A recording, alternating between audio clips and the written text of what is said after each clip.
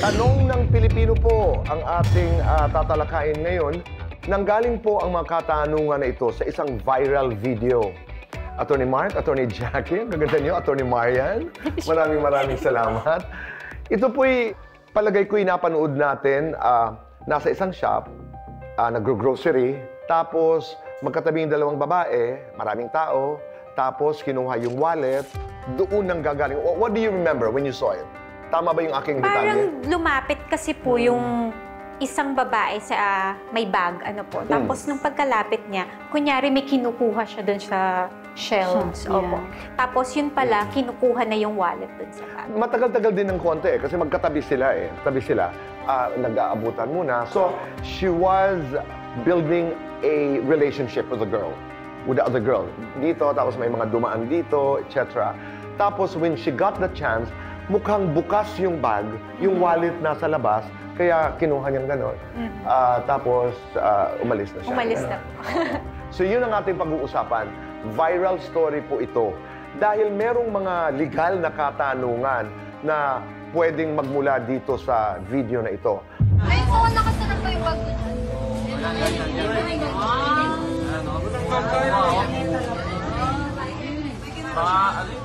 Ayun.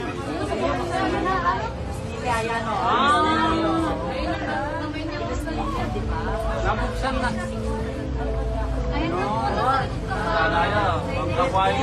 Sabi ko na eh. Walang gusto.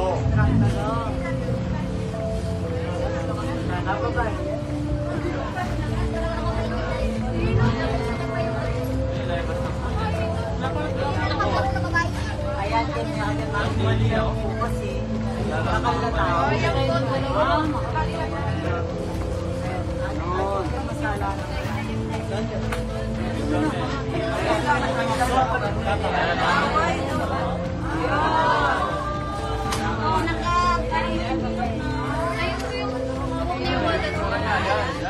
Ang una kong katanungan, wala bang pagkakaiba kung ang ninakaw ay 5 piso or 100 piso? May pagkakaiba po ang parusa depende sa halaga ng ninakaw po ninyo. Dahil ang gusto po ng batas ay ang maging makatarungan at proporsyonal po yung penalty sa krimen na ginawa. Ibig pong sabihin, dapat kasabay ng bigat ng parusa ang bigat ng krimen. So for example, Tito Boy, ang laman ng wallet is just 300 pesos. Ang penalty po na maaari niyong matanggap is pagkakakulong mula 1 araw hanggang 30 days, depending on the discretion of the court kung ilan po yung ibibigay ng araw para sa inyo. Pero kung wari, yung wallet pala, Tito Boy, ay Rimowa.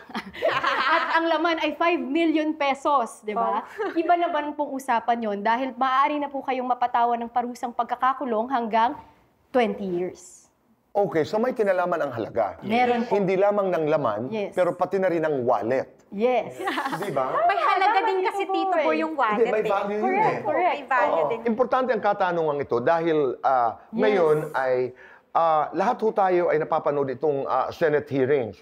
Hindi, ipapasok ko lamang. Yung halimbawa isang kontrata, 5 billion, iba yun, halimbawa kaparusahan, assuming lamang na patunayan na may pagnanakaw, may ghost projects, may kinalaman ba ang presyo ng kontrata? Yes. 5 billion as opposed to, let's say, 20 million. Yes, po. Meron? Halimbawa, plunder. Ang plunder po ay isang krimen na may very specific threshold. 50 million above, that's plunder. Oh, balik tayo doon sa video. Naibalik yung wallet. May kaso pa rin ba yun? Yes, Tito Boy, may kaso pa din. Kahit pa naibalik or hindi man na gamit, no, nung nagnakaw yung pera or yung wallet na nakuha niya. Kasi po, the mere fact na nakuha na ng nagnakaw po yung possession ng wallet mula sa ninakawan niya, unlawful taking na to. Deemed as consummated theft na siya. Unlike Tito Boy, kunyari, nanakawan ko si Attorney Mark, kinakapa ko yung wallet niya, pero hindi ko nakuha. Yun po ay isang attempted theft lang. Mas mababa ang kaparusahan. Yes, mas Ayun. mababa. Pero pag nakuha mo yung wallet, Opo, nakuha ko kahit yung hindi wallet. ka nakalabas sa supermarket or sa Yes. grocery, ay Deemed as consummated yun. consummated theft siya. I would even argue na kahit kunwari ito, disclose, nakuha niya cellphone ko, nandyan lang, di pa nakakatakbo. Theft na yun. Theft na. Yes. Kasi kinuha niya without my consent at ako yung may-ari niya. So, Unlawful theft na yun. taking na kasi yun, sabi po ng ating Korte Suprema. Oo, importante talaga na nalalaman at naiintindihan natin ang batas.